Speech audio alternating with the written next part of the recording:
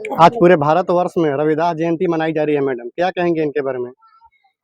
सबसे पहले संत शिरोमणि रविदास जी के चरणों में अपना श्रद्धा सुमन अर्पित करती हूँ। और संत शिरोमणि रविदास जी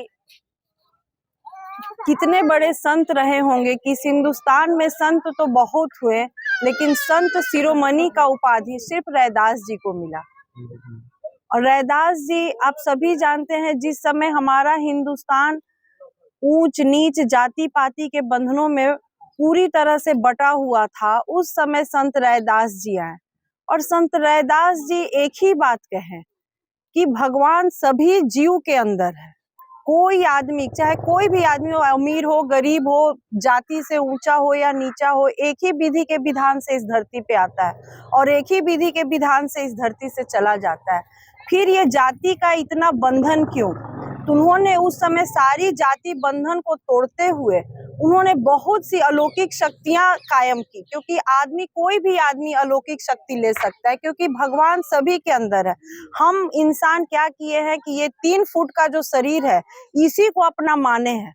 ये 3 फुट का शरीर, एक वो ऐसा कौन सा चीज चला जाता है जिससे आदमी, वही जिसको आप अपना बेटा, पिता, माता, पत्नी, पुत्र कह रहे हैं, एक चीज चला जाता है और आप उसका दाह संस्कार कर देते हैं।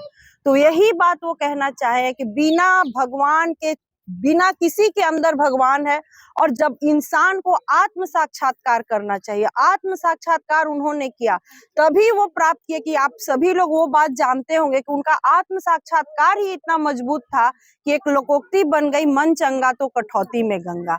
वो क्या था, क्या कितना बड़ा वो संत रहे होंगे कि अगर आदमी अंदर के भगवान जो हमारे अंदर है उसको जगा ले, उनके वचनों पे चले। आज रविदास जी कभी भी पूजा पाठ का उन्होंने विरोध नहीं किया था।